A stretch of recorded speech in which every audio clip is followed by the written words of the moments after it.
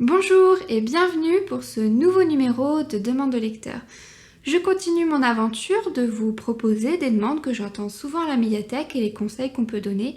Et pour cette nouvelle vidéo, j'avais envie de vous proposer une demande qu'on entend de plus en plus souvent de lecteurs qui souhaitent lire des livres à la fois légers et drôles. Quand ils nous font la demande, ils précisent qu'ils ne veulent plus lire des livres qui sont tristes, dramatiques, prises de tête, et surtout qui à la fin de la lecture leur ont complètement plombé le moral. Quand ils nous font cette demande, on a tendance à les orienter assez spontanément vers des auteurs comme Gilles Le Gardinier, Romain Puertola, Arnaud Paasalina ou encore Jonas Jonasson. Si le sujet vous intéresse et que vous ne connaissiez pas ces auteurs, je viens de vous les donner, voilà, c'est cadeau. Avec cette vidéo, j'avais envie de vous proposer 3 auteurs que j'aime vraiment beaucoup, qui répondent à la demande et qui en plus vont me permettre de vous proposer 3 humours différents. Comme ça, vous aurez le choix de voir avec lequel vous avez le plus d'affinité. Premier auteur avec David Safié et notamment son roman Maudit Karma. Maudit Karma, c'est ce que va vivre Kim Lange, une journaliste ambitieuse, horrible avec absolument tout le monde. Elle n'hésite pas à écraser les autres si ça peut servir ses intérêts, jusqu'au jour où elle va mourir en se prenant une météorite sur la tête. Promis, on a dit pas dramatique, vous inquiétez pas, il n'y en a pas, parce qu'elle va se retrouver un peu comme tous ceux qui ne croient pas en un dieu précis, elle va se retrouver devant Bouddha. Et les règles de Bouddha sont simples, tous ceux qui se retrouvent devant lui vont devoir vivre la réincarnation par rapport à leur karma. Et autant vous dire que le karma de Kim, il est mais alors nullissime. Du coup, elle va se retrouver en fourmi au fin fond de son jardin. De là, elle va redécouvrir sa famille et tout ce qu'elle a perdu et se donner pour objectif d'améliorer son karma afin de vivre des réincarnations et au final, pourquoi pas, redevenir humaine.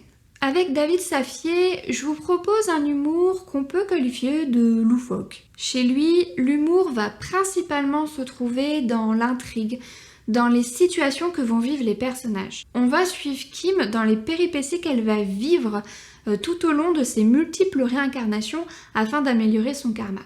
L'auteur l'épargne pas, ni elle, ni un second personnage qui va être là un peu tout du long de l'histoire aussi, qui va aider Kim et qui a un karma tout aussi nul que le sien et que vous connaissez sans doute, c'est Casanova.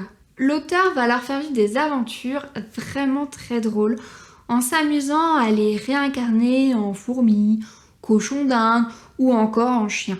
Mais sous cette forme, Kim va avoir beaucoup de mal à effectuer les bonnes actions qu'elle doit faire pour améliorer son karma et atteindre son objectif.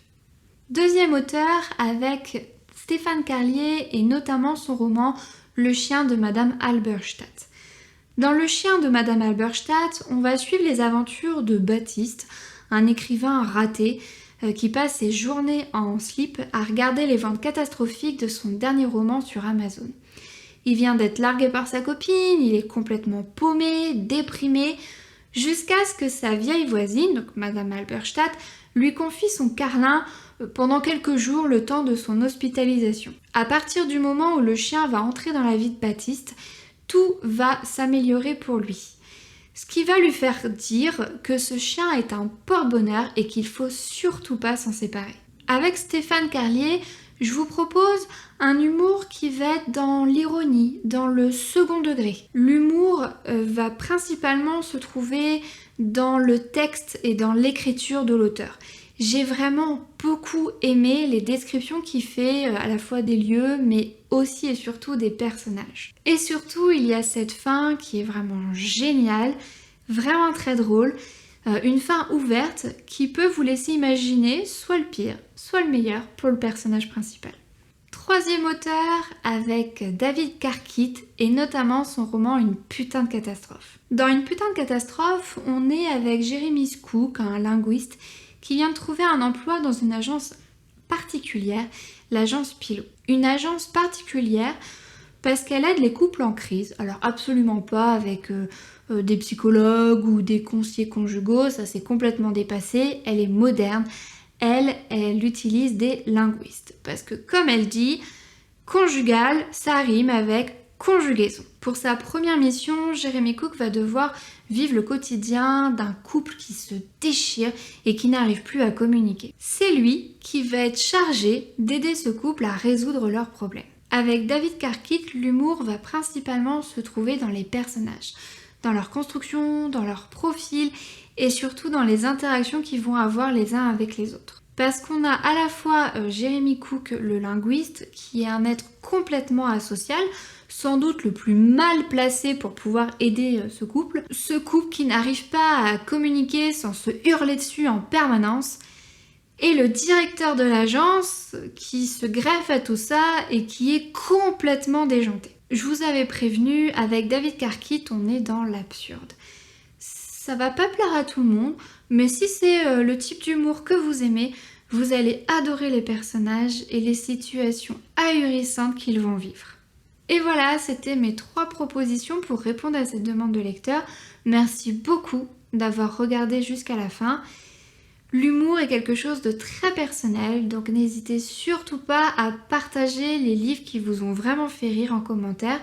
Et moi, je vous dis à bientôt pour une prochaine vidéo. Salut!